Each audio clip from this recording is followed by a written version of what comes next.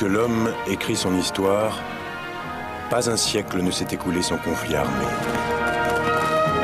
Établissant le lien entre les toutes premières batailles et les plus récentes, cette série s'efforce de comprendre l'histoire de la guerre et pose l'ultime question.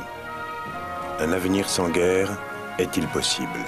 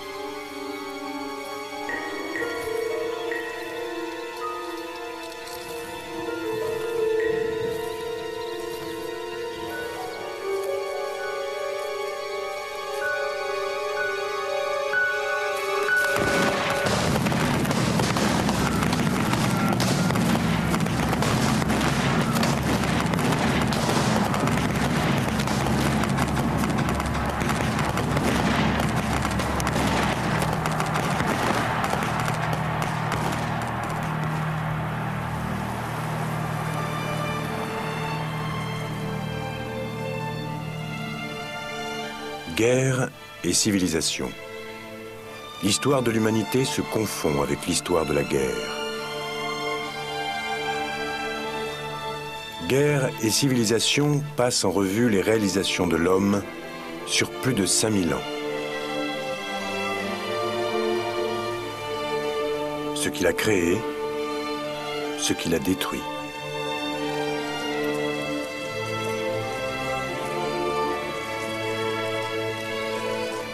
John Keegan est l'un des plus éminents historiens militaires de notre temps.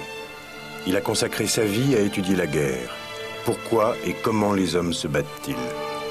Il a parcouru le monde et l'histoire à la recherche d'une réponse.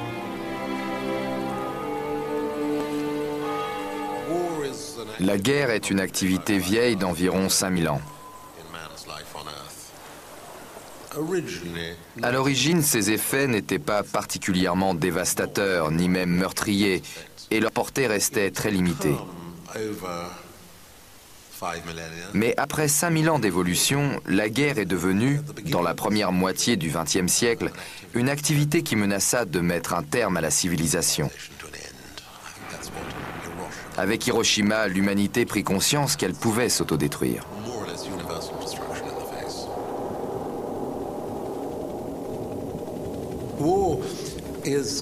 La guerre est une tuerie collective à des fins collectives. Je ne crois pas que l'on puisse fournir une définition plus subtile ou plus élaborée. Le savoir-faire requis pour ce genre de tuerie vient de l'aptitude des hommes à se regrouper pour chasser. Avec la chasse, les hommes apprennent à coopérer pour donner la mort. Ils apprennent aussi à se soumettre à l'autorité car les chasseurs sont, semble-t-il, plus performants quand il y a un chef.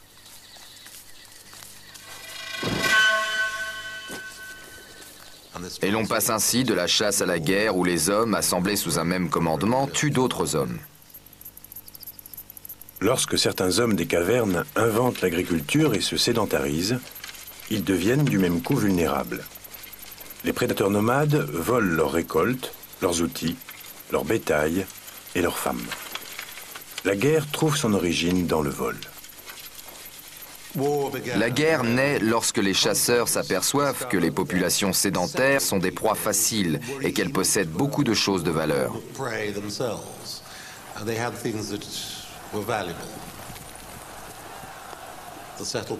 Les populations sédentaires essaient tout d'abord de se défendre en se fabriquant des fortifications, des abris imprenables.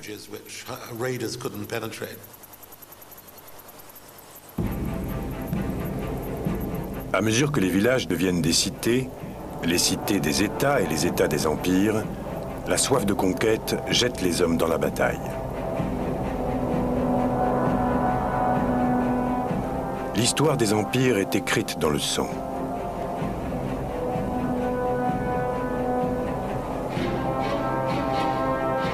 Mais quand les premiers empires voient trop grand, les barbares à leur porte savent leur infliger de rudes leçons.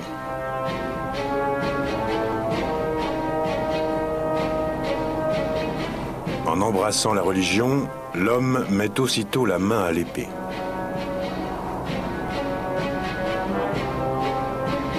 Combien de guerres ont été livrées au nom du seul vrai Dieu, au nom de l'islam ou du christianisme? Quand la passion d'un idéal enfièvre les peuples, la guerre révolutionnaire renverse les monarques. Et lorsque deux credos politiques s'affrontent, le monde verra se profiler l'apocalypse.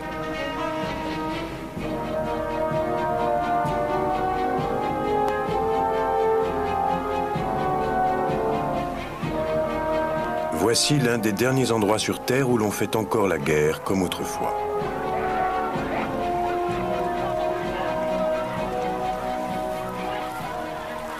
À l'origine, la guerre était fort simple.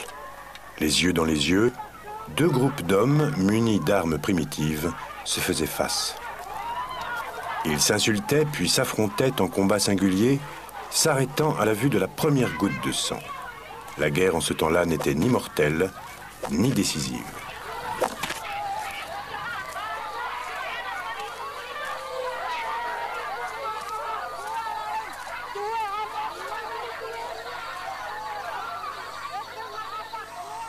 Il y a 2500 ans, les Grecs transformèrent la guerre et lui donnèrent son visage actuel. Les Grecs élaborent un art militaire nouveau, une guerre décisive et mortelle,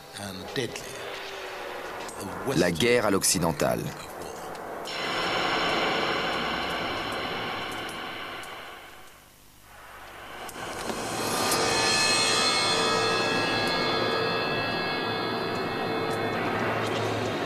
Voici le tout premier soldat moderne, un hoplite. Il apparaît en Grèce il y a presque 3000 ans. 800 ans avant Jésus-Christ, les hoplites inventent une façon de se battre qui survit encore aujourd'hui. Une façon de se battre qui s'est imposée partout en Occident.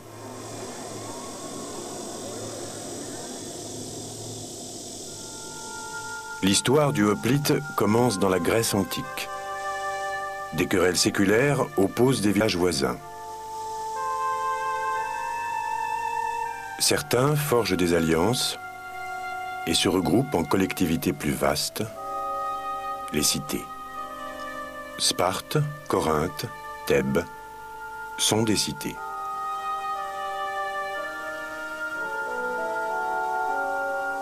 La plus célèbre et la plus puissante d'entre elles est Athènes.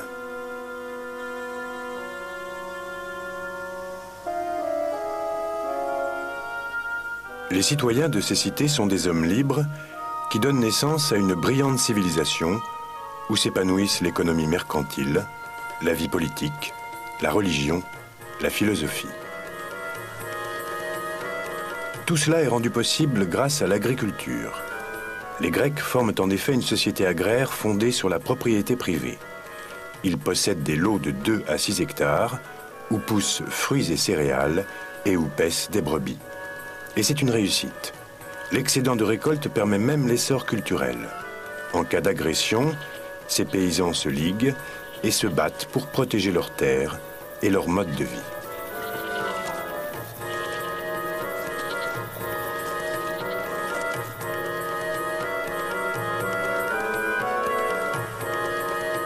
L'ennemi commun est souvent la cité voisine. Malgré leur culture commune, les cités grecques se querellent souvent. Presque chaque année, elles se disputent des terres. Un incident de frontière et c'est la bataille. Un art militaire très particulier naîtra de ces conflits locaux.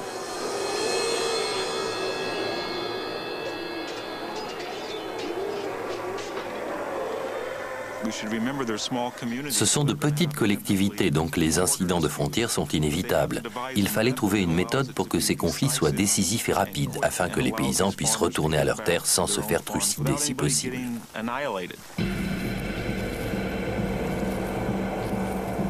D'où la réforme hoplitique.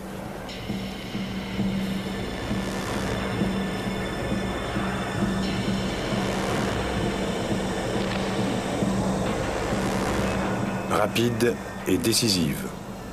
La finalité essentielle de la guerre dans la Grèce antique sera désormais l'objectif de tous les stratèges militaires occidentaux.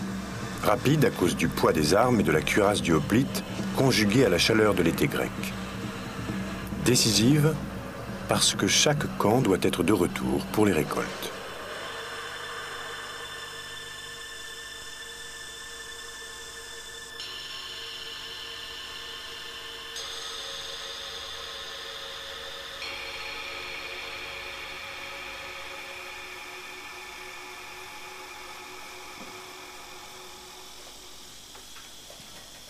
Le jour de la bataille, le hoplite se lève de bonne heure pour préparer son équipement.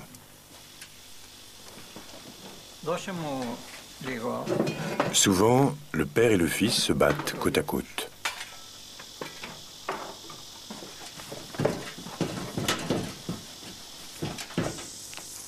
La plupart des hoplites ont un serviteur qui les aide à se préparer au combat.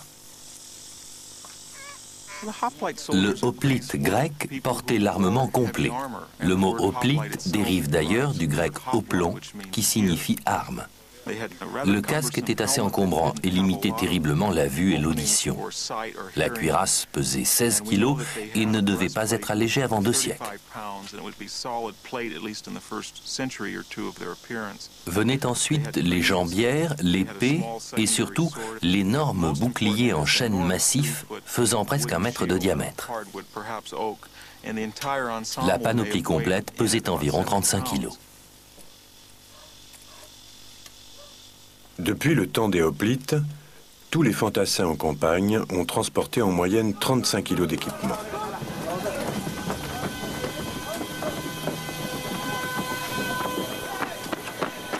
Et aujourd'hui encore, le poids combiné du paquetage et du fusil tourne autour de 35 kilos.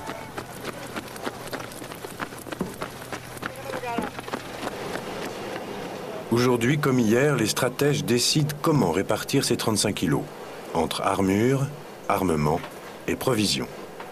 Plus un soldat porte de provisions, plus il pourra marcher longtemps. Mais cela veut dire aussi moins d'armes, une armure plus légère et donc un soldat moins performant au combat. Se préparer pour le combat a toujours donné lieu à des décisions cruciales.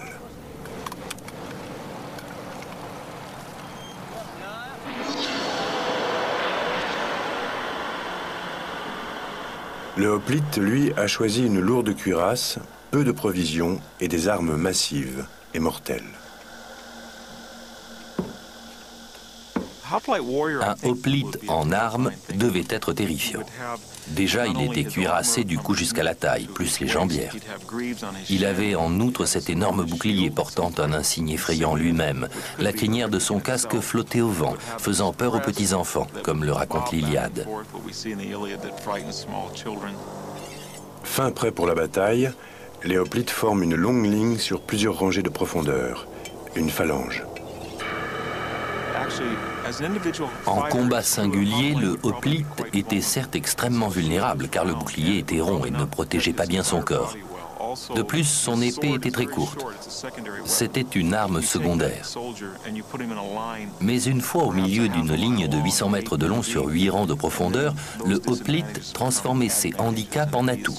Porté du bras gauche, son bouclier protégeait l'homme qui se trouvait sur sa gauche et lui-même s'abritait derrière celui de son voisin de droite. Les lances brandies par les 3 premiers rangs formaient une haie de piques infranchissable. C'était une formation à nul autre pareille. En grec, le mot phalange signifie rouleau. Pour les hoplites, La clé de la victoire est de maintenir la phalange en mouvement. Une phalange qui avance vaille que vaille a une bonne chance de l'emporter. Si elle s'arrête ou se disloque, c'est la mort assurée. Pour maintenir sa cohésion, les hoplites ont une stratégie fort simple. En première ligne, les soldats d'âge mûr, guerriers endurcis. Derrière eux, les jeunes, moins expérimentés. Et à l'arrière, les vétérans plus âgés qui exhortent les jeunes à la pointe de l'épée si nécessaire. Cette formation de combat a un terrain de prédilection. Pour garder sa cohésion à la phalange, les hoplites doivent forcément se battre sur une plaine. Et puisque l'art militaire grec est régi par des règles, le choix du champ de bataille fait l'objet d'un accord préalable. Il y a une certaine ironie à se battre en terrain plat, alors qu'en général le conflit porte rarement sur des plaines fertiles, mais plutôt sur des terrains accidentés servant de frontière entre deux cités voisines. Voilà, j'imagine, comment les choses se passaient. Un berger dévale la colline, disant que les Thébains ont fait une incursion. Les Athéniens convoquent une assemblée et décident que cette fois la coupe est pleine. Ils se mettent en marche avec 2 ou 3 jours de provisions. Les Thébains partent à leur rencontre, se dirigeant vers la première plaine par-delà la frontière.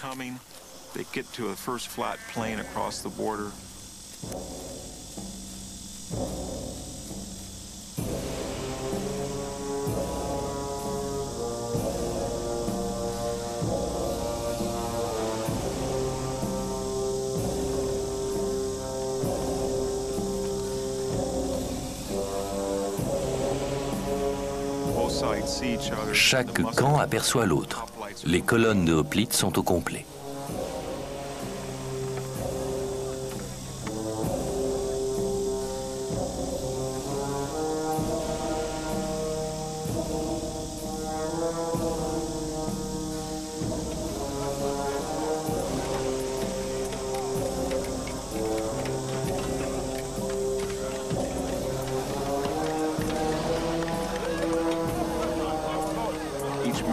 Chaque homme prend place au sein de la phalange et scrute le camp adverse. Parfois, ils se regardent ainsi pendant 10 minutes avant de charger. Parfois, une demi-heure s'écoule, voire même 1 heure.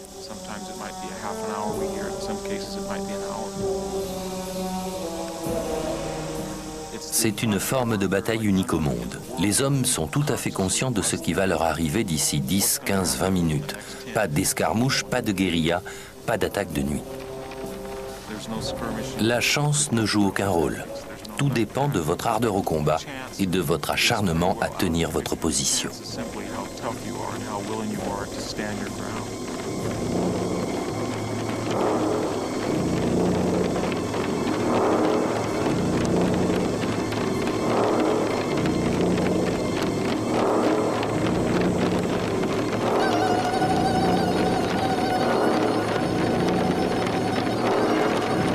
Les hoplites se battent selon les lois de la guerre.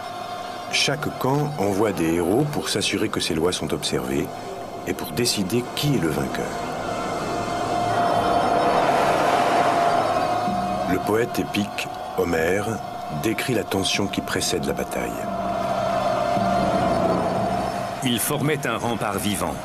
La lance serrée contre la lance, le bouclier contre le bouclier. L'écu s'appuyait sur l'écu, le casque sur le casque, l'homme sur l'homme. Les lances vibraient que des mains hardies brandissaient. Ils ne pensaient qu'à marcher droit, impatients de combattre.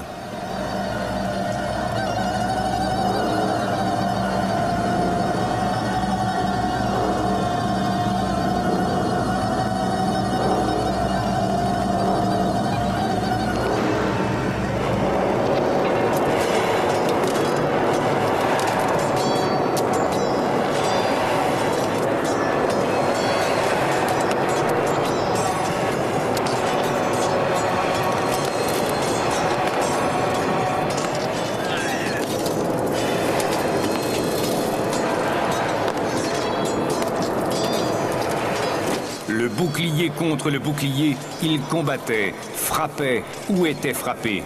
Il n'y avait ni cri ni silence, mais seul l'étrange vacarme que produisait la bataille et la fureur des hommes. Au cœur de la mêlée, la poussière, le sang et les corps enchevêtrés aveuglent le hoplite. Son casque étouffe tous les sons. Il ne peut réagir qu'à la pression des hommes autour de lui.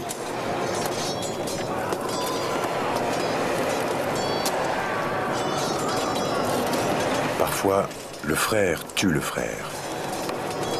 Pressés et entassés de la sorte, ceux qui avaient dégainé leurs épées ou abaissé leurs lances ne pouvaient plus ni les rengainer, ni les relever.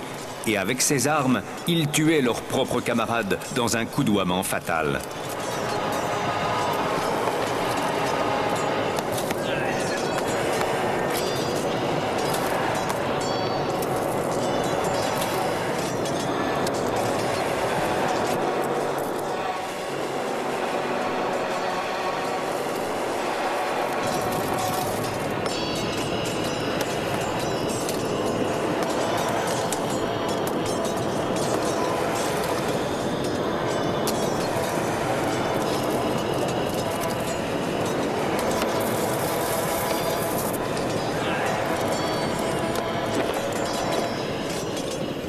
Lorsqu'un camp parvient à enfoncer les rangs adverses, tout se passe très vite.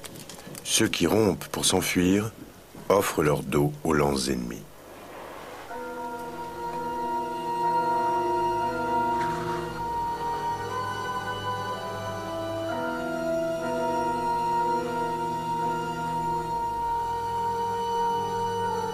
Cette façon violente, mortelle et décisive de faire la guerre déterminera la manière dont seront menées les guerres modernes.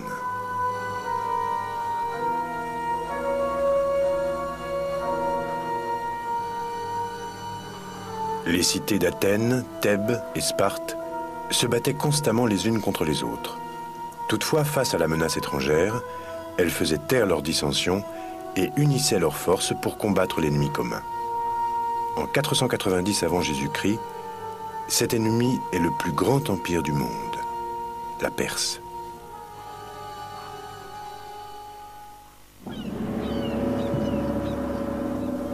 Le détroit des Dardanelles est tout ce qui sépare la Grèce de son pire ennemi.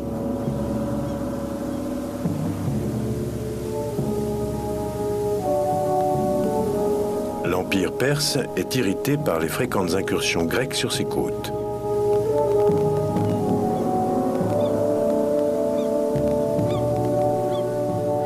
La Perse est aussi vaste que les États-Unis d'Amérique. La Grèce n'est guère plus grande que l'État de New York. La Perse décide de lui donner une leçon. Sa puissante armée prend la mer. L'art militaire grec ne va pas tarder à être mis à l'épreuve. Dans la plus grande bataille maritime de l'Antiquité, les Grecs misent tout sur leur navire de combat, la Trière.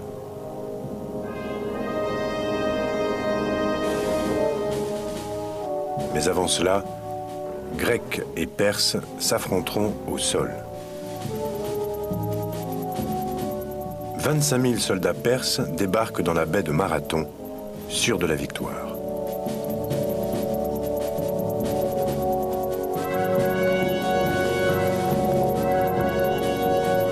« 11 000 hoplites partent à leur rencontre, laissant Athènes sans défense, alors que la flotte perse approche. Les Spartiates, les plus redoutables troupes grecques, refusent de se porter au secours de leurs voisins athéniens. La panique s'empare de la cité. La phalange athénienne doit gagner à Marathon et gagner vite. Le sort d'Athènes est en jeu.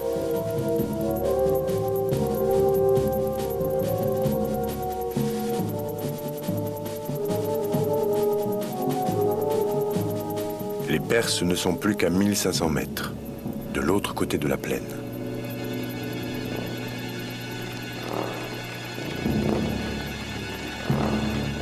Les Grecs chargent. Folie suicidaire, se disent les Perses.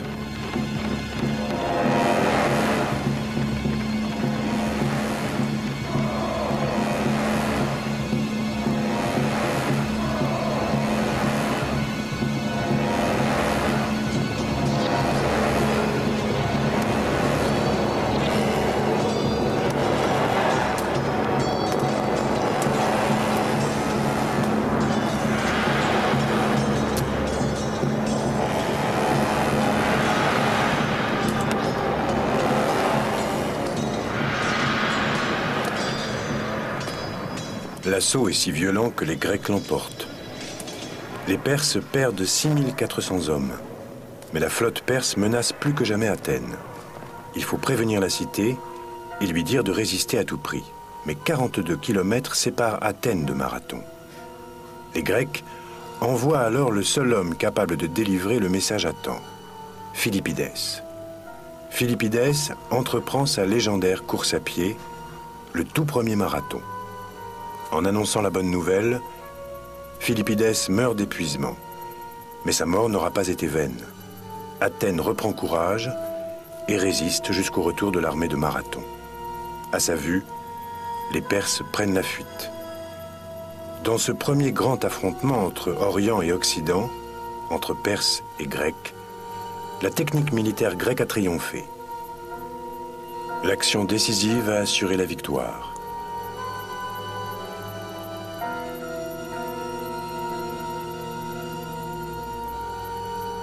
Pour remercier les dieux, les Athéniens font ériger un magnifique monument à Delphes.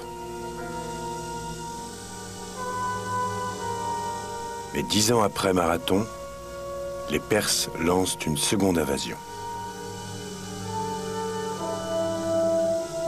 L'oracle de Delphes a prédit que seul le rempart de bois ne cédera pas. Le stratège athénien Thémistocle a compris que rempart de bois signifiait vaisseau de guerre.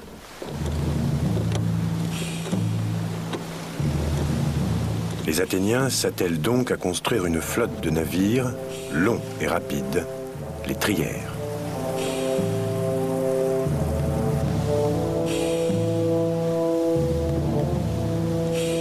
La trière est le navire le plus rapide qui soit. Propulsé par 170 rameurs, sa vitesse de pointe peut atteindre 11 nœuds, soit 20 km/h.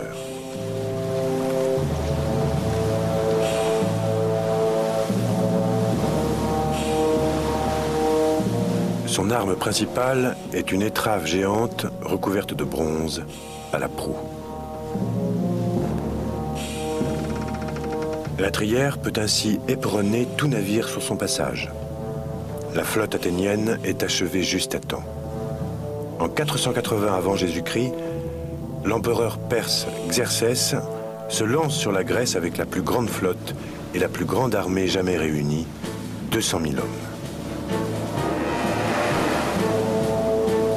L'armée perse envahit la Grèce par le nord, tandis que sa flotte met le cap sur Athènes et l'île de Salamine.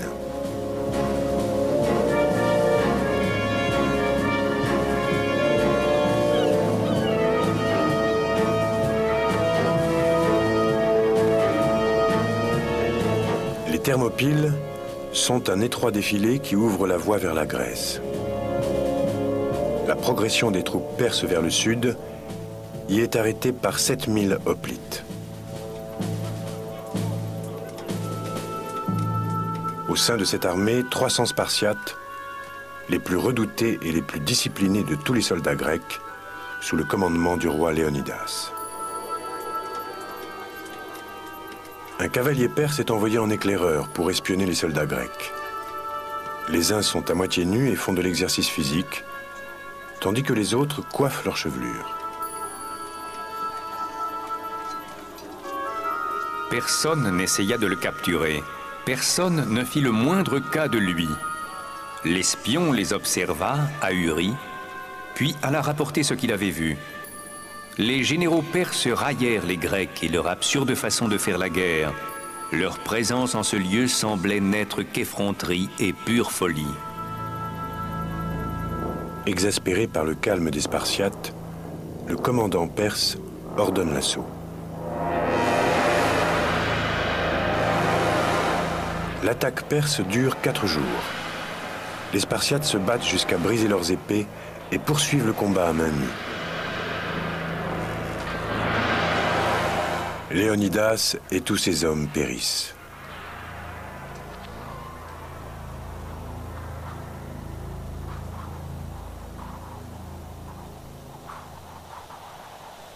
Xerxès et son armée se lancent sur Athènes.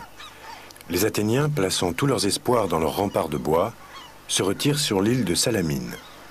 À l'époque, comme aujourd'hui, Salamine est un port prospère. Là où ces bateaux se balancent tranquillement, 800 navires de guerre perses se rassemblent alors avant la bataille. Le matin du 23 septembre de l'an 480 avant Jésus-Christ, Xerxès, l'empereur perse, le roi des rois, s'assoit sur son trône doré au sommet d'une colline à l'ouest d'Athènes. À ses pieds, le détroit exigu de Salamine scintille. Sûr de la victoire, il pose un regard confiant sur sa puissante flotte.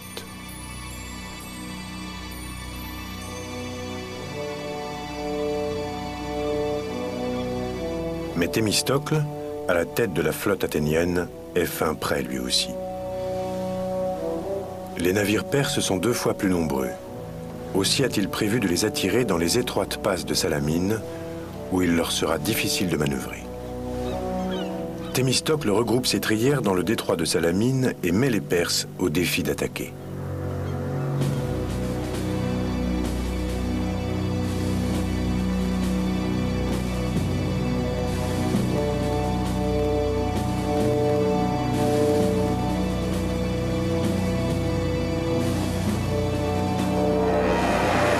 Les Perses mordent à l'hameçon et s'engagent dans le détroit.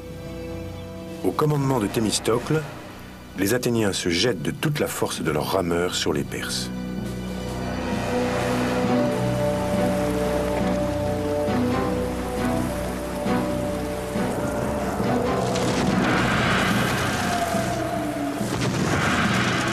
Puis, chaque capitaine met le cap sur un adversaire. Nos navires s'entrechoquent avec leurs éperons d'airain, s'immobilisant après avoir enfoncé les navires ennemis. Dans cet enchevêtrement de navires éventrés, les Tillacs se transforment en champs de bataille où les Grecs livrent un combat sanglant aux Perses. Les Grecs les frappent comme des thons ou des poissons pris au filet et leur cassent les reins avec des tronçons de rames et des fragments d'épave. Les rochers du rivage regorgent de morts.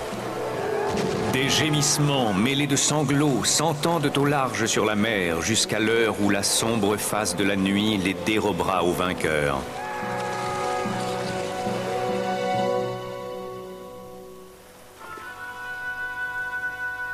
Troublante réminiscence d'un lointain passé, les carcasses en acier des bâtiments modernes rouillent tout près des épaves des vaisseaux perses, sombrés ici même il y a 2500 ans.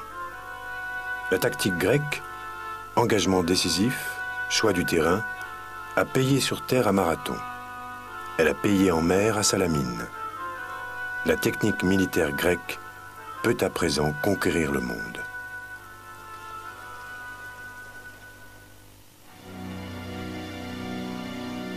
On n'avait plus vu ce visage depuis le IVe siècle avant Jésus-Christ.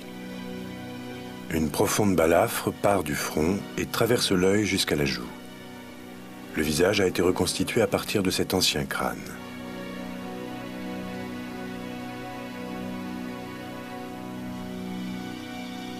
Le chirurgien plastique Richard Neave a recouru aux techniques utilisées par la police pour identifier les victimes de meurtres à partir de fragments osseux.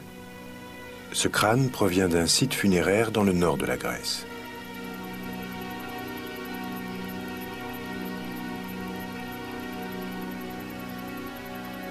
Sur ce même site, un tombeau contenait un crâne vieux de 2000 ans et un squelette que les archéologues croient être celui de Philippe de Macédoine, l'un des plus grands stratèges de l'Antiquité.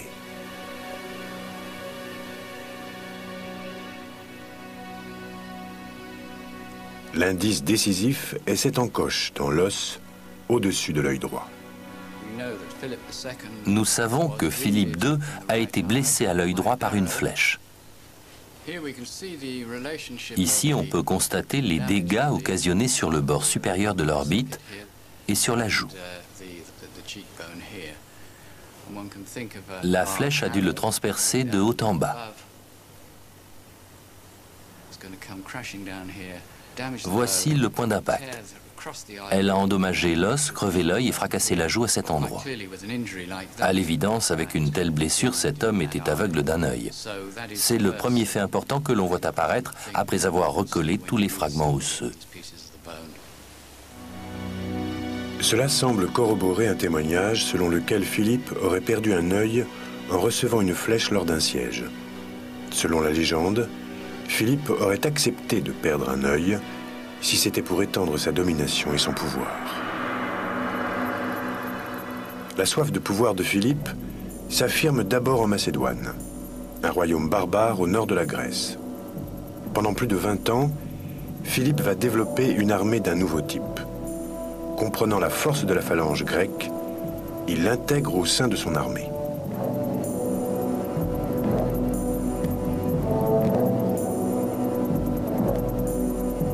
Philippe est l'un des plus habiles stratèges militaires de tous les temps. Il ne se contente pas d'adopter la phalange, il va plus loin. Regardant les collines de Macédoine, Philippe intégrera les nobles du Nord qui sont d'excellents cavaliers et en fera une division de cavalerie.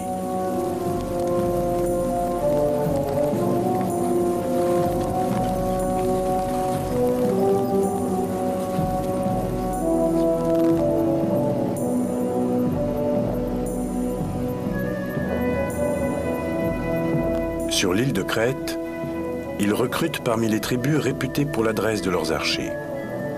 Il incorpore également des guerriers dont l'adresse au javelot et à la fronde peut briser les rangs ennemis. En regroupant toutes ces unités, Philippe se dote d'une armée bien plus flexible que celle des cités grecques. Mais surtout, Philippe rend la phalange encore plus redoutable. Dans l'équilibre entre armes et cuirasses, il favorise les armes. Philippe réduit la taille des boucliers et double la longueur de la lance, ou saris, qui passe ainsi de 2 mètres à plus de 4 mètres.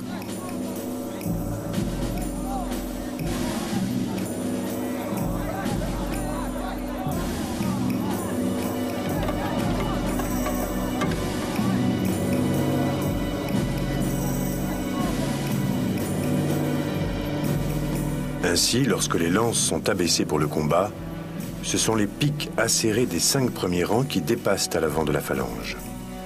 Pendant la bataille, le soldat ennemi voit 10 têtes de lance fondre sur lui.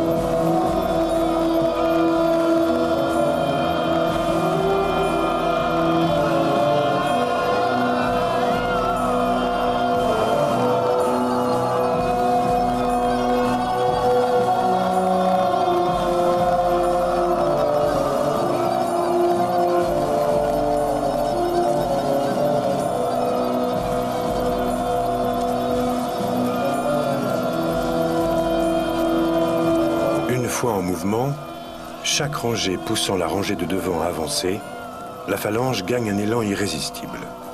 Tout ce qui se trouve sur son passage est emporté par un mur de fer tranchant.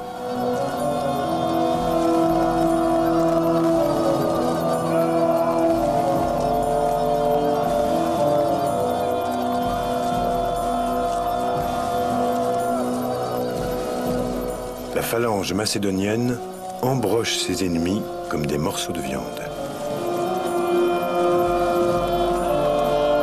Le plus difficile est de dégager les piques des lances des cadavres ennemis.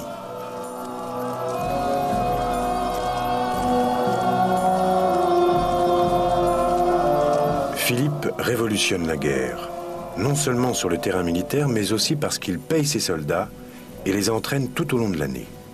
Contrairement à son homologue grec, l'armée de Philippe fait campagne toute l'année. Ses soldats peuvent parcourir de 30 à 45 km par jour avec leur lourd équipement. C'est une armée professionnelle, permanente et à plein temps. Rien ne peut l'arrêter. En 20 ans de campagne, Philippe soumet les tribus de Thessalie et de Thrace, ainsi que la plupart des Balkans, le nord de la Grèce et la partie européenne de la Turquie actuelle. Mais le véritable trésor se trouve au sud. Philippe veut s'emparer des riches cités grecques. Il marche vers le sud à travers le défilé des Thermopyles. Dans les plaines de Chéronée, au cœur de la Grèce, une armée de hoplites lui barre le chemin. La jeune armée de Philippe va affronter la fine fleur de la vieille garde. Un jeune commandant promis un brillant avenir se bat aux côtés de Philippe, son fils, Alexandre.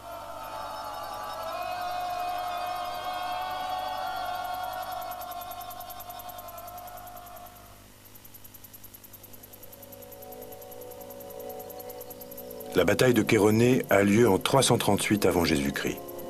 Dans cette plaine, 50 000 Athéniens et Thébains font face aux 32 000 soldats de l'armée macédonienne.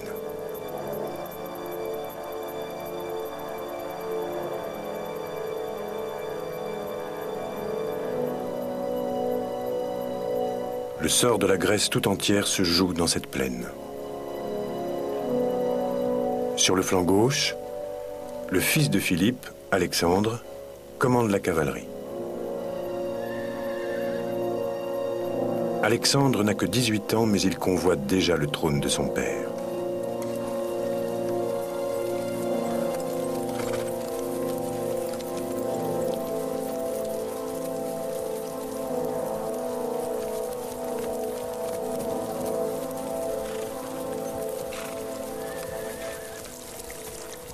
Les Thébains avancent, précédés par la bande sacrée, un corps d'élite constitué de 300 amants homosexuels qui ont juré de se battre jusqu'à la mort.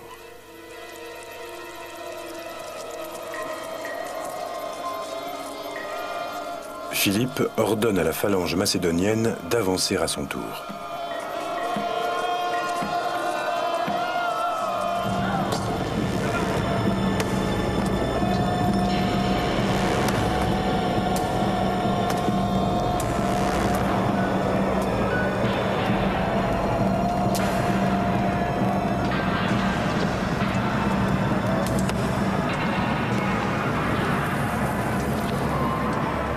Puis il feint une retraite pour obliger les Athéniens à creuser un écart entre eux et les Thébains.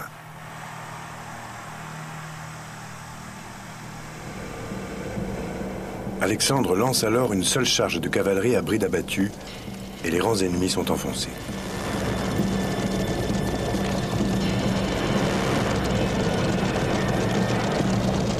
Les Athéniens s'enfuient, laissant 6 000 morts sur le terrain. Les Thébains perdent 20 000 hommes. La bande sacrée est anéantie.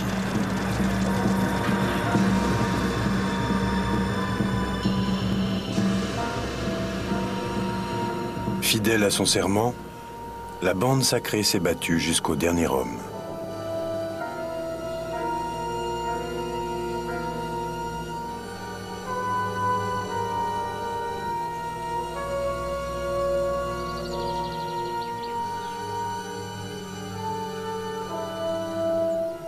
Un tel courage force l'admiration de Philippe qui approuve la construction d'un monument commémorant leur sacrifice. Après la victoire de Chéronée, Philippe règne en maître sur la Grèce. Mais 2 ans plus tard, il meurt assassiné.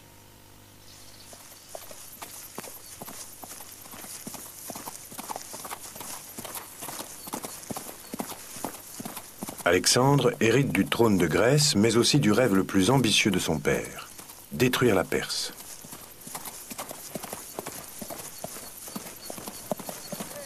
Et avec sa nouvelle armée macédonienne, il a les moyens de le réaliser.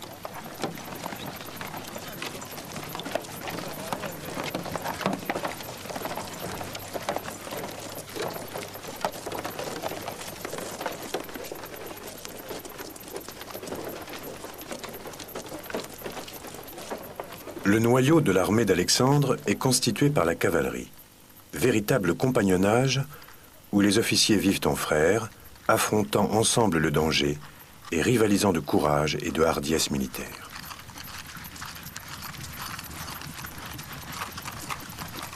Du courage, Alexandre en a à revendre. Il est toujours en première ligne. Dans sa répression contre les Thébains, il inaugure un type de guerre qui deviendra sa marque distinctive. L'anéantissement total de l'ennemi.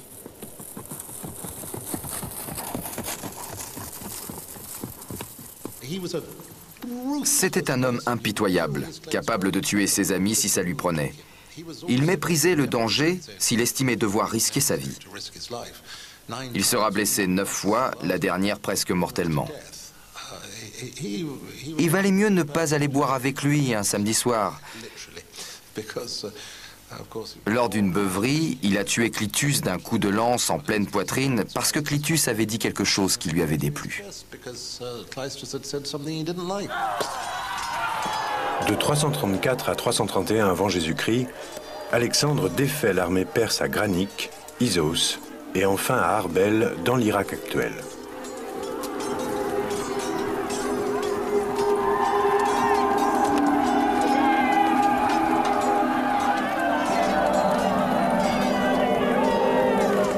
Alexandre, maître incontesté de la Grèce, règne à présent sur l'Asie mineure, l'Égypte et la Syrie.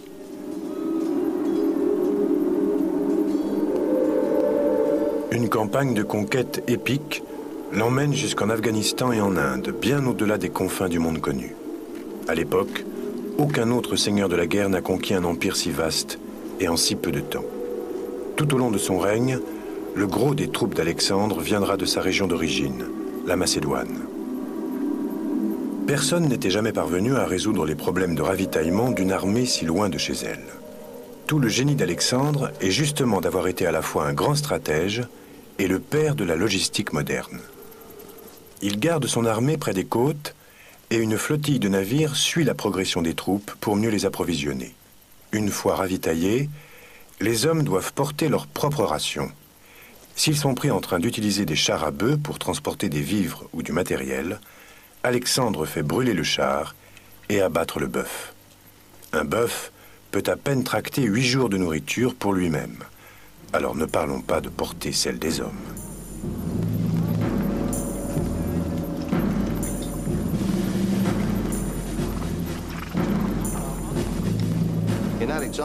Les choix d'Alexandre sont guidés dans une certaine mesure par les moyens logistiques à sa disposition.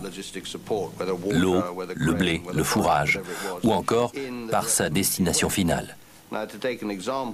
Par exemple, il a dû décider s'il valait mieux descendre la vallée de l'Euphrate ou plutôt remonter par le nord. Et il a préféré passer par le nord et longer la rive orientale du Tigre, pour la bonne raison qu'au nord, il fait plus frais et que l'herbe ne sèche pas l'été.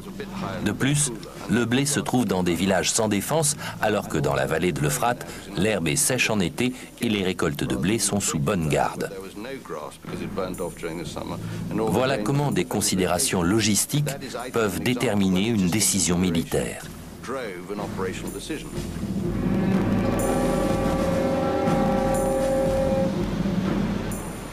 Rien n'a changé. La meilleure armée du monde ne peut combattre sans armes et sans ravitaillement. Les préparatifs pour le débarquement allié en Normandie pendant la Deuxième Guerre mondiale ont duré des mois. Le débarquement en lui-même n'a été que la dernière étape, au demeurant fort courte, d'un vaste dispositif logistique. Les armes ont changé, mais les enseignements de la campagne d'Alexandre en Perse restent les mêmes.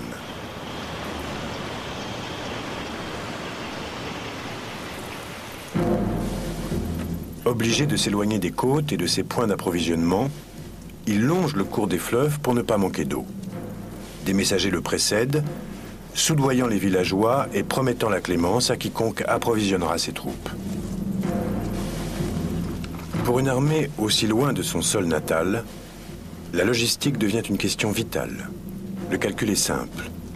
100 000 hommes sans nourriture égale 100 000 morts. Le ravitaillement des troupes est encore plus crucial en cas de siège prolongé. Une armée assiégeante est statique et les sources d'approvisionnement locales ne tardent pas à tarir.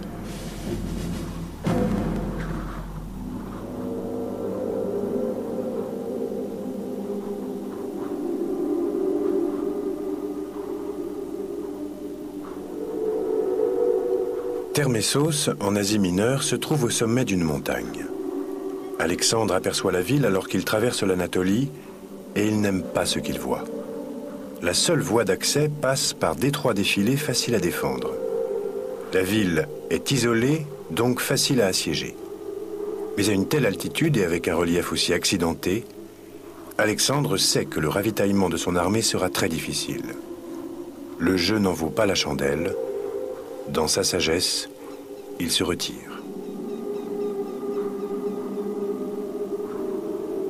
Dix ans après avoir renoncé au siège de Thermessos, l'empire d'Alexandre couvre pratiquement tout le monde connu.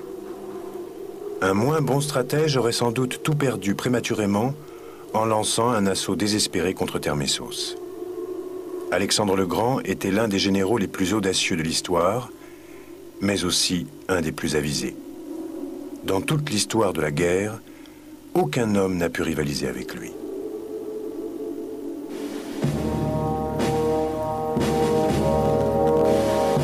Pendant plus de 2000 ans, sa légende hantera les plus grands stratèges.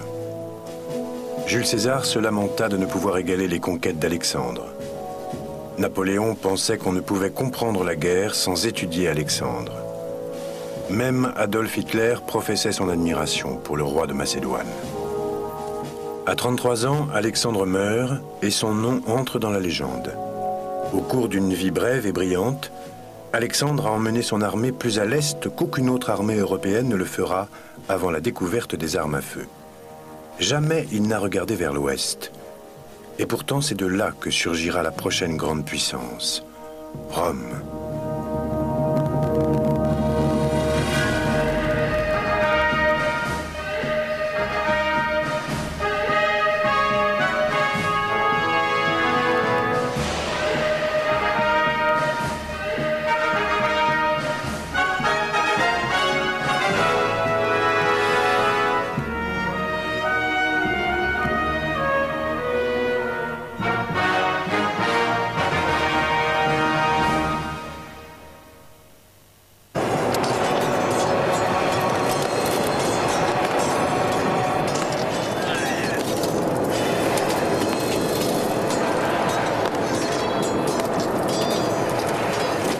Bouclier contre le bouclier, il combattait, frappait ou était frappé.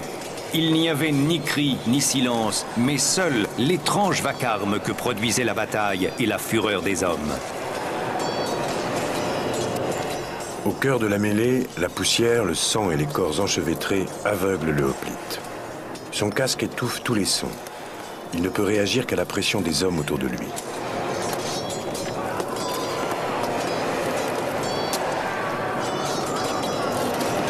Parfois, le frère tue le frère. Pressés et entassés de la sorte, ceux qui avaient dégainé leurs épées ou abaissé leurs lances ne pouvaient plus ni les rengainer ni les relever. Et avec ces armes, ils tuaient leurs propres camarades dans un coudoiement fatal.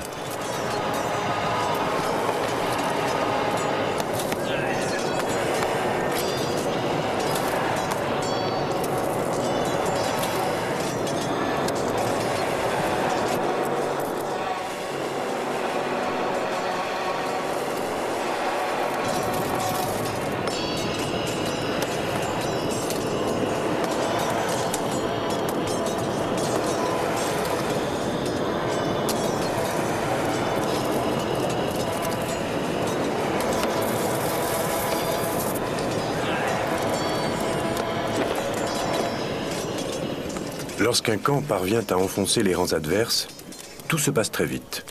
Ceux qui rompent pour s'enfuir offrent leur dos aux lances ennemies.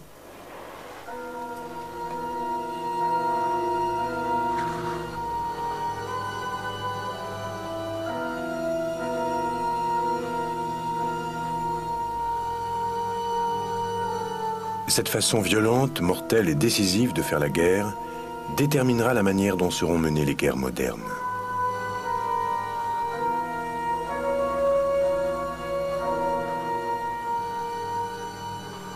Les cités d'Athènes, Thèbes et Sparte se battaient constamment les unes contre les autres. Toutefois, face à la menace étrangère, elles faisaient taire leurs dissensions et unissaient leurs forces pour combattre l'ennemi commun. En 490 avant Jésus-Christ, cet ennemi est le plus grand empire du monde, la Perse.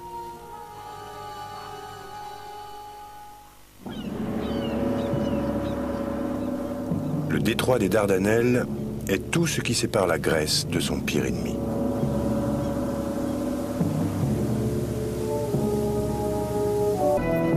Sur l'île de Crète, Il recrute parmi les tribus réputées pour l'adresse de leurs archers. Il incorpore également des guerriers dont l'adresse au javelot et à la fronde peut briser les rangs ennemis. En regroupant toutes ces unités, Philippe se dote d'une armée bien plus flexible que celle des cités grecques. Mais surtout, Philippe rend la phalange encore plus redoutable. Dans l'équilibre entre armes et cuirasses, il favorise les armes. Philippe réduit la taille des boucliers et double la longueur de la lance, ou saris, qui passe ainsi de 2 mètres à plus de 4 mètres.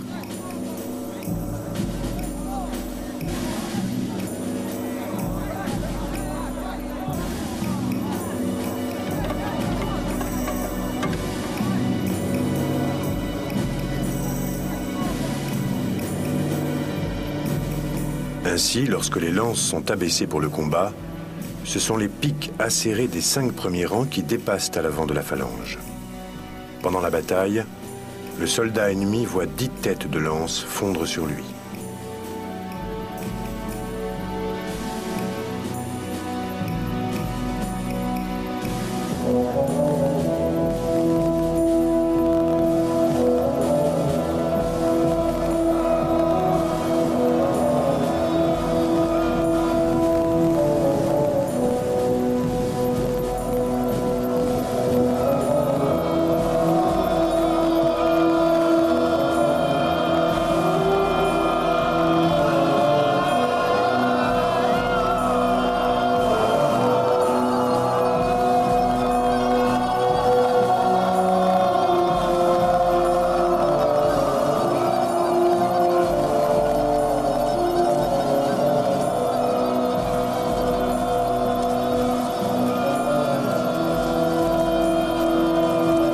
Fois en mouvement, chaque rangée poussant la rangée de devant à avancer, la phalange gagne un élan irrésistible. Tout ce qui se trouve sur son passage est emporté par un mur de fer tranchant.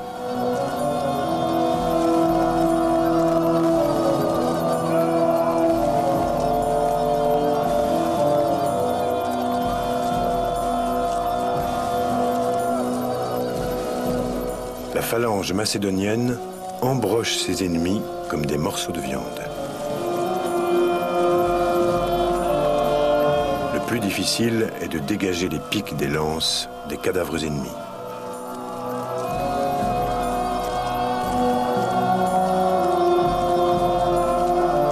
Philippe révolutionne la guerre, non seulement sur le terrain militaire, mais aussi parce qu'il paye ses soldats et les entraîne tout au long de l'année. Le détroit exigu de Salamine scintille. Sûr de la victoire, il pose un regard confiant sur sa puissante flotte.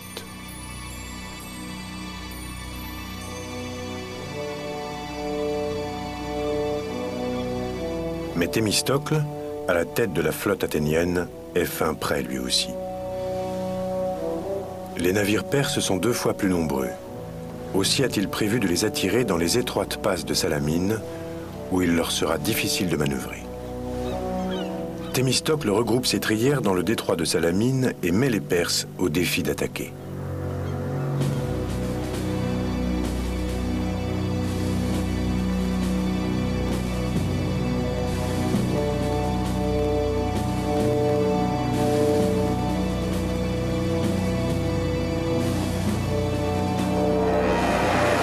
Les Perses mordent à l'hameçon et s'engagent dans le détroit. Au commandement de Thémistocle, les Athéniens se jettent de toute la force de leurs rameurs sur les Perses.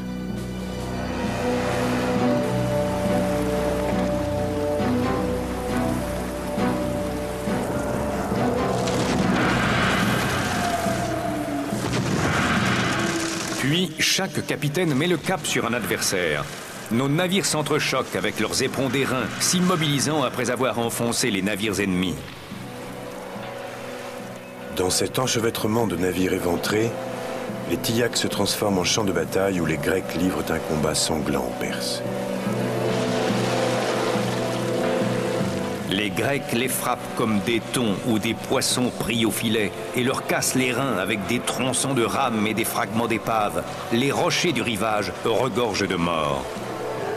Des gémissements mêlés de sanglots s'entendent au large sur la mer jusqu'à l'heure où la sombre face de la nuit les dérobera aux vainqueurs.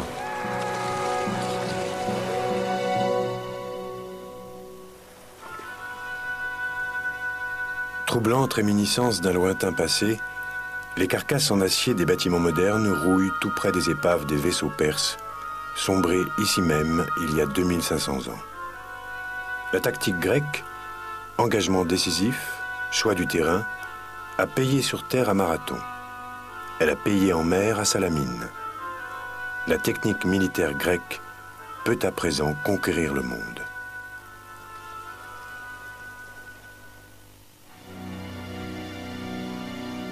On n'avait plus vu ce visage depuis le IVe siècle avant Jésus-Christ. Une profonde balafre part du front et traverse l'œil jusqu'à la joue. Le visage a été reconstitué à partir de cet ancien crâne. Personne ne fit le moindre cas de lui. L'espion les observa, ahuri, puis alla rapporter ce qu'il avait vu. Les généraux perses raillèrent les Grecs et leur absurde façon de faire la guerre. Leur présence en ce lieu semblait n'être qu'effronterie et pure folie. Exaspéré par le calme des Spartiates, le commandant perse ordonne l'assaut. L'attaque perse dure 4 jours. Les Spartiates se battent jusqu'à briser leurs épées et poursuivent le combat à main nue. Léonidas et tous ses hommes périssent.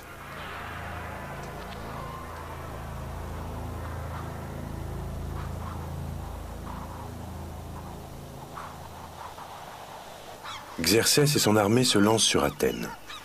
Les Athéniens, plaçant tous leurs espoirs dans leurs remparts de bois, se retirent sur l'île de Salamine. À l'époque, comme aujourd'hui, Salamine est un port prospère. Là où ces bateaux se balancent tranquillement, 800 navires de guerre perses se rassemblent alors avant la bataille.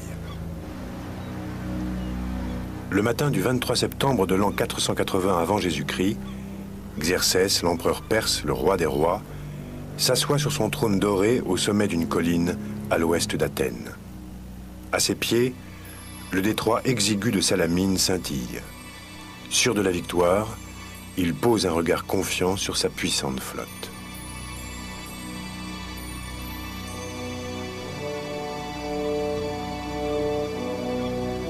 Mais Thémistocle, à la tête de la flotte athénienne, est fin prêt lui aussi.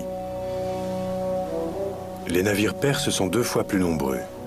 Aussi a-t-il prévu de les attirer dans les étroites passes de Salamine, où il leur sera difficile de manœuvrer. Thémistocle regroupe ses trières dans le détroit de Salamine et met les Perses au défi d'attaquer.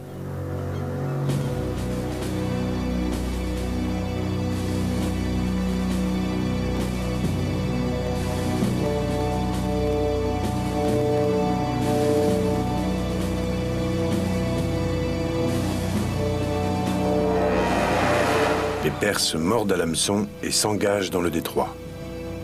Au commandement de Thémistocle, les Athéniens se jettent de toute la force de leurs rameurs sur les Perses.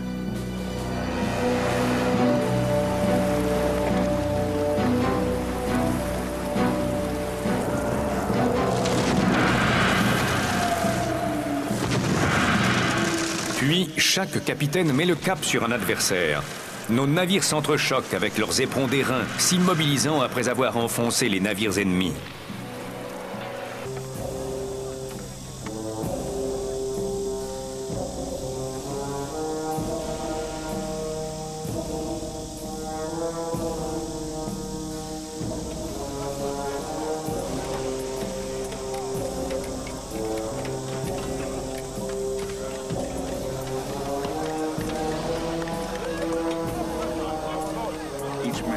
Chaque homme prend place au sein de la phalange et scrute le camp adverse. Parfois, ils se regardent ainsi pendant 10 minutes avant de charger. Parfois, une demi-heure s'écoule, voire même 1 heure.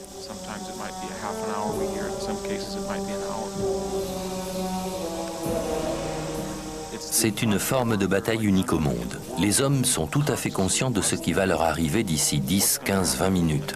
Pas d'escarmouche, pas de guérilla, pas d'attaque de nuit. La chance ne joue aucun rôle. Tout dépend de votre ardeur au combat et de votre acharnement à tenir votre position.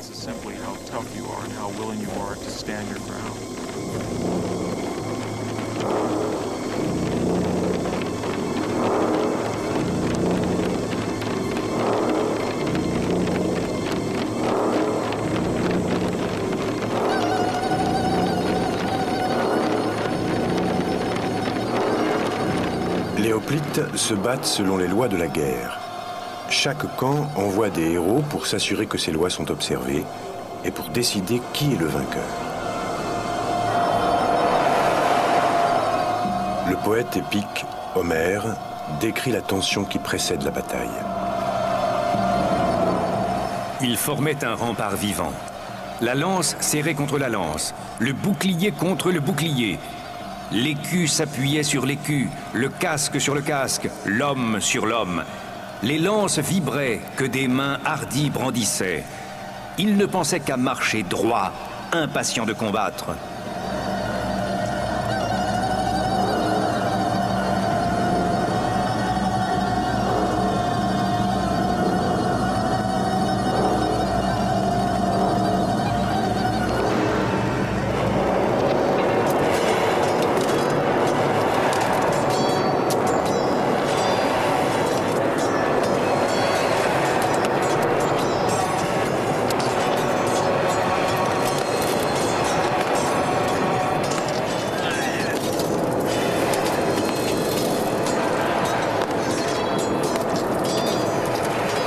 Le bouclier contre le bouclier, ils combattaient, frappaient ou étaient frappés.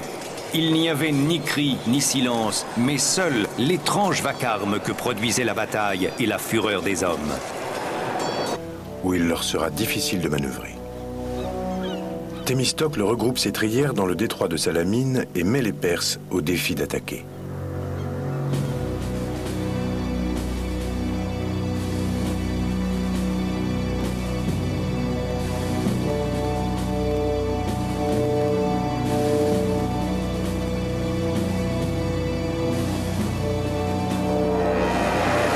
Les Perses mordent à l'hameçon et s'engagent dans le détroit. Au commandement de Thémistocle, les Athéniens se jettent de toute la force de leurs rameurs sur les Perses.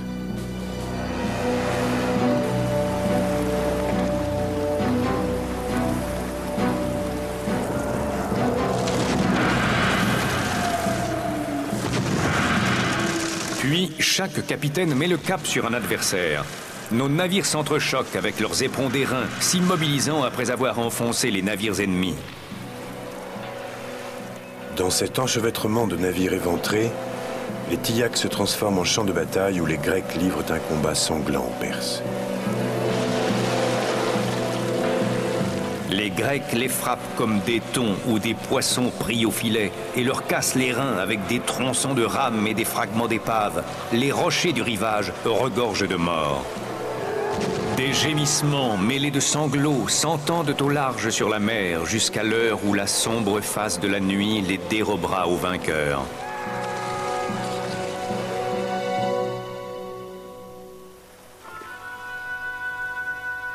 Troublante réminiscence d'un lointain passé, les carcasses en acier des bâtiments modernes rouillent tout près des épaves des vaisseaux perses, sombrés ici même il y a 2500 ans.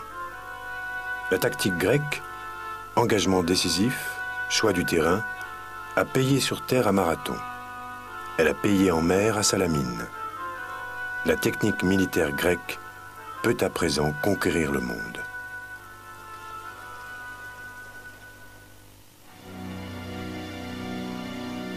On n'avait plus vu ce visage depuis le IVe siècle avant Jésus-Christ. Une profonde balafre part du front et traverse l'œil jusqu'à la joue. Le visage a été reconstitué à partir de cet ancien crâne.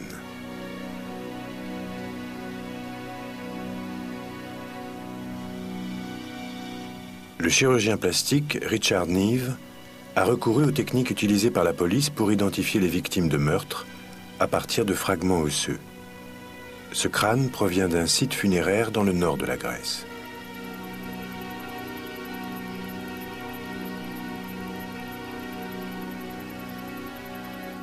Sur ce même site, un tombeau contenait un crâne vieux de 2000 ans et un squelette.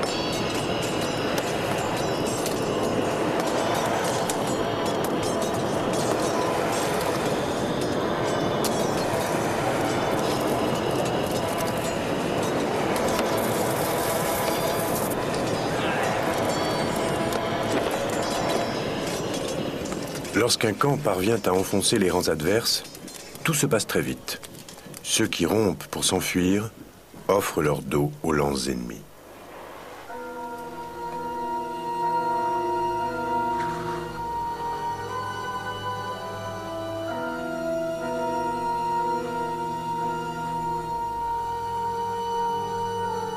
Cette façon violente, mortelle et décisive de faire la guerre déterminera la manière dont seront menées les guerres modernes.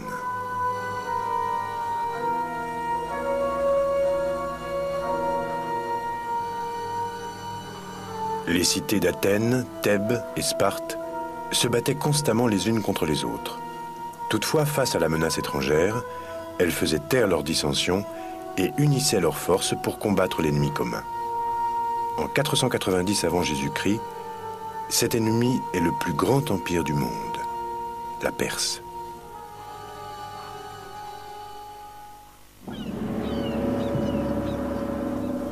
Le détroit des Dardanelles est tout ce qui sépare la Grèce de son pire ennemi.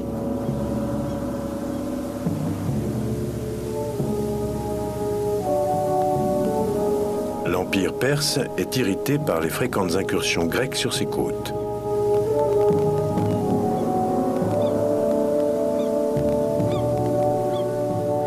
La Perse est aussi vaste que les États-Unis d'Amérique. La Grèce n'est guère plus grande que l'État de New York. La Perse décide de lui donner une leçon. Sa puissante armée prend la mer. L'art militaire grec ne va pas tarder à être mis à l'épreuve. Dans la plus grande bataille maritime de l'Antiquité, les Grecs misent tout sur leur navire de combat, la Trière.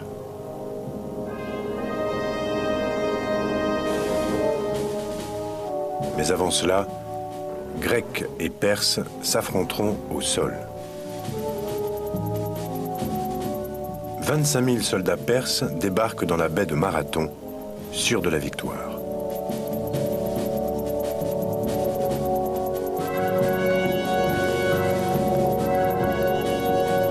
« 11 000 hoplites partent à leur rencontre, laissant Athènes sans défense, alors que la flotte perse approche. Les Spartiates, les plus redoutables troupes grecques, refusent de se porter au secours de leurs voisins athéniens. Là, chaque camp envoie des héros pour s'assurer que ses lois sont observées et pour décider qui est le vainqueur. Le poète épique Homère décrit la tension qui précède la bataille.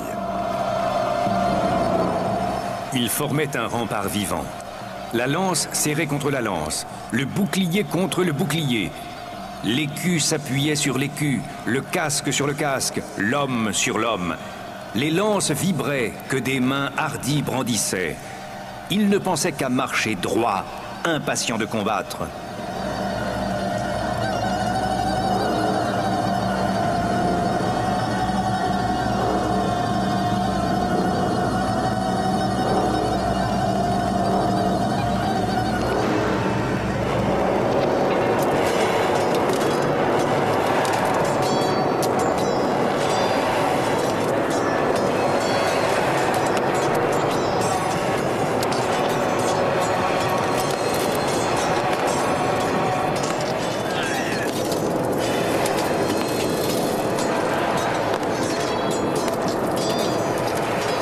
Le bouclier contre le bouclier, ils combattaient, frappaient ou étaient frappés.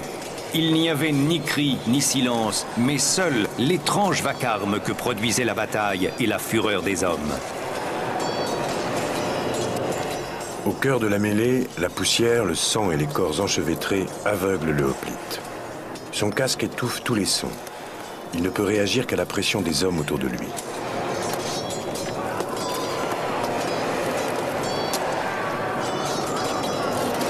Parfois, le frère tue le frère. Pressés et entassés de la sorte, ceux qui avaient dégainé leurs épées ou abaissé leurs lances ne pouvaient plus ni les rengainer ni les relever. Et avec ces armes, ils tuaient leurs propres camarades dans un coudoiement fatal.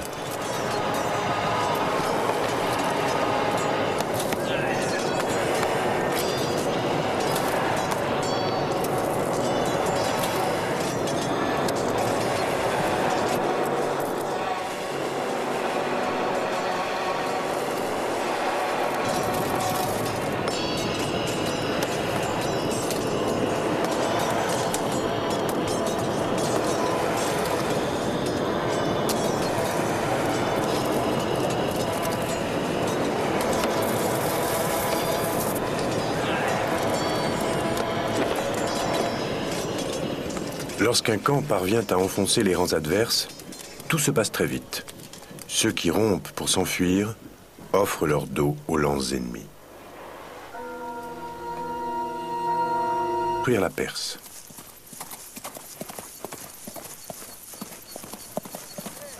Et avec sa nouvelle armée macédonienne, il a les moyens de le réaliser.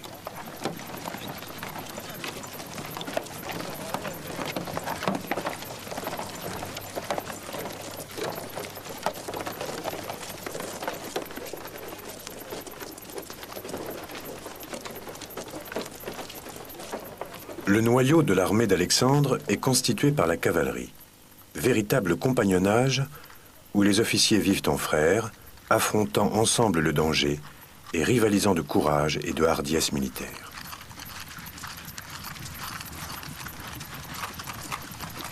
Du courage, Alexandre en a à revendre. Il est toujours en première ligne. Dans sa répression contre les Thébains, il inaugure un type de guerre qui deviendra sa marque distinctive. L'anéantissement total de l'ennemi.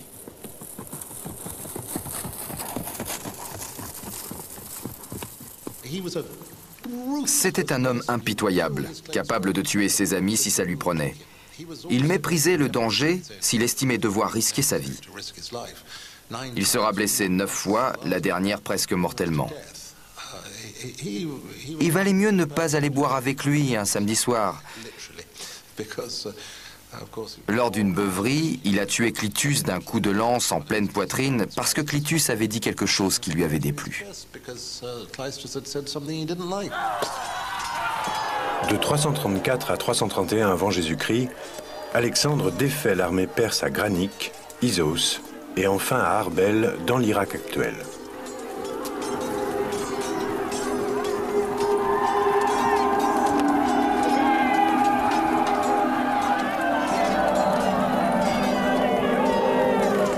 Alexandre, maître incontesté de la Grèce, règne à présent sur l'Asie mineure, l'Égypte et la Syrie.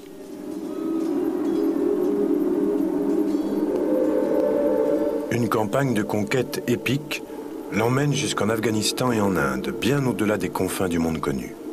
À l'époque, aucun autre seigneur de la guerre n'a conquis un empire si vaste et en si peu de temps. Tout au long de son règne, le gros des troupes d'Alexandre viendra de sa région d'origine, la Macédoine. Personne n'était jamais parvenu à résoudre les problèmes de ravitaillement d'une armée si loin de chez elle. Tout le génie d'Alexandre est justement d'avoir été à la fois un grand stratège et le père de la logistique moderne. Il garde son armée près des côtes et une flottille de navires suit la progression des troupes pour mieux les approvisionner. Une fois ravitaillés, les hommes doivent porter leur propre ration. S'ils sont pris en train d'utiliser des chars à bœufs pour transporter des vivres ou du matériel.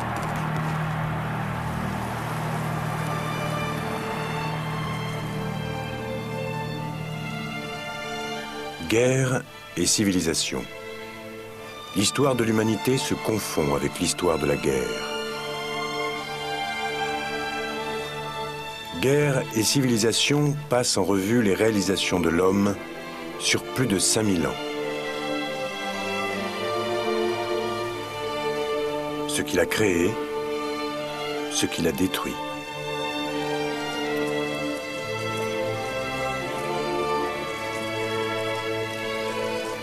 John Keegan est l'un des plus éminents historiens militaires de notre temps. Il a consacré sa vie à étudier la guerre. Pourquoi et comment les hommes se battent-ils? Il a parcouru le monde et l'histoire à la recherche d'une réponse.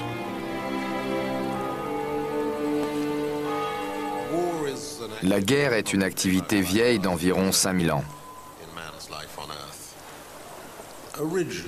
À l'origine, ces effets n'étaient pas particulièrement dévastateurs, ni même meurtriers, et leur portée restait très limitée. Mais après 5000 ans d'évolution, la guerre est devenue, dans la première moitié du XXe siècle, une activité qui menaça de mettre un terme à la civilisation. Avec Hiroshima, l'humanité prit conscience qu'elle pouvait s'autodétruire.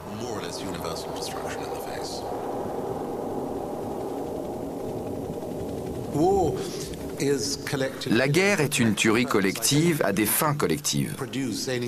Je ne crois pas que l'on puisse fournir une définition plus subtile ou plus élaborée. Le savoir-faire requis pour ce genre de tuerie vient de l'aptitude des hommes à se regrouper pour chasser. Avec la chasse, les hommes apprennent à coopérer pour donner la mort. Ils apprennent aussi à se soumettre à l'autorité car les chasseurs sont, semble-t-il, plus performants quand il y a un chef.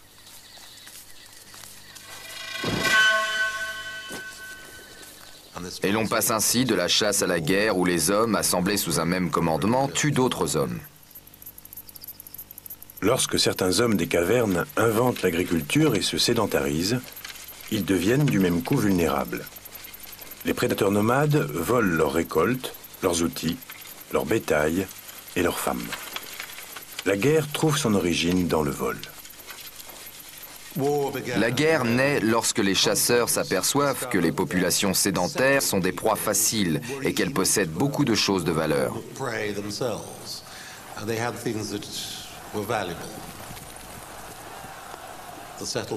Les populations sédentaires essaient tout d'abord de se défendre. Force de la phalange grecque, il l'intègre au sein de son armée.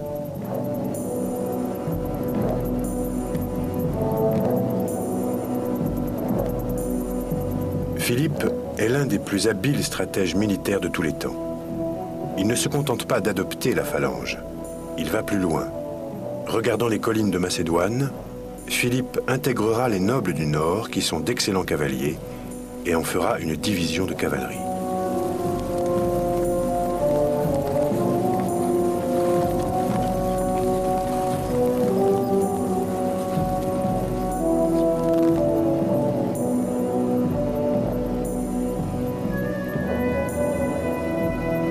Sur l'île de Crète, il recrute parmi les tribus réputées pour l'adresse de leurs archers.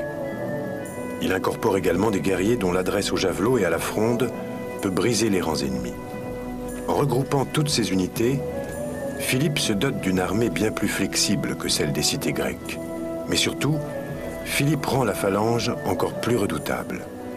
Dans l'équilibre entre armes et cuirasses, il favorise les armes. Philippe réduit la taille des boucliers et double la longueur de la lance, ou saris, qui passe ainsi de 2 mètres à plus de 4 mètres.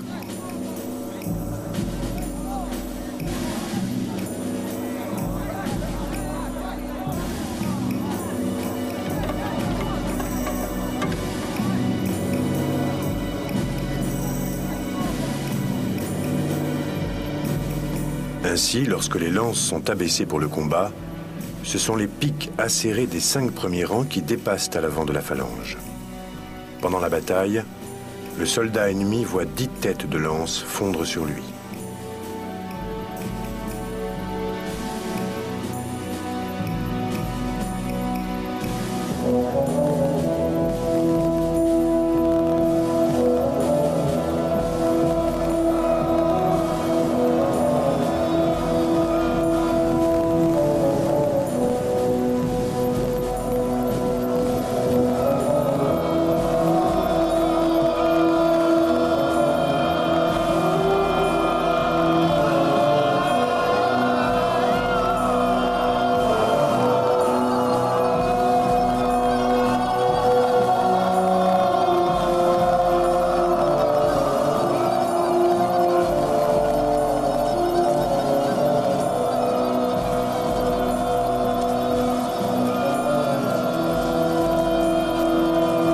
Une fois en mouvement, chaque rangée poussant la rangée de devant à avancer, la phalange gagne un élan irrésistible. Tout ce qui se trouve sur son passage est emporté par un mur de...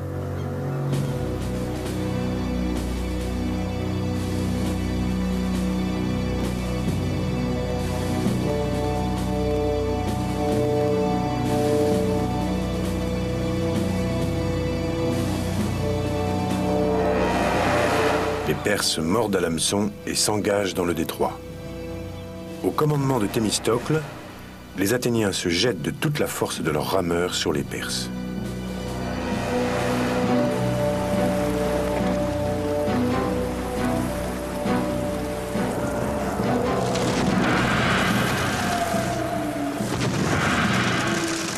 chaque capitaine met le cap sur un adversaire. Nos navires s'entrechoquent avec leurs éperons d'airain, s'immobilisant après avoir enfoncé les navires ennemis. Dans cet enchevêtrement de navires éventrés, les Tillacs se transforment en champs de bataille où les Grecs livrent un combat sanglant aux Perses. Les Grecs les frappent comme des thons ou des poissons pris au filet et leur cassent les reins avec des tronçons de rames et des fragments d'épave. Les rochers du rivage regorgent de morts. Des gémissements mêlés de sanglots s'entendent au large sur la mer jusqu'à l'heure où la sombre face de la nuit les dérobera aux vainqueurs.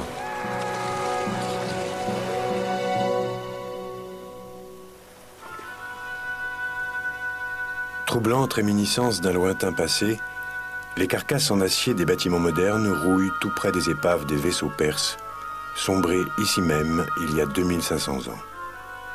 La tactique grecque, engagement décisif, choix du terrain, a payé sur terre à Marathon.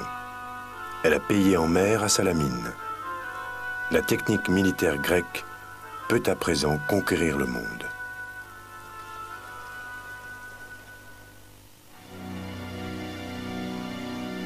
On n'avait plus vu ce visage depuis le IVe siècle avant Jésus-Christ. Une profonde balafre part du front et traverse l'œil jusqu'à la joue. Le visage a été reconstitué à partir de cet ancien crâne.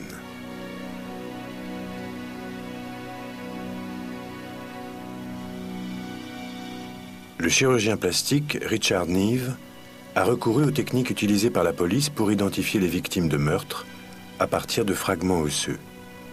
Ce crâne provient d'un site funéraire dans le nord de la Grèce.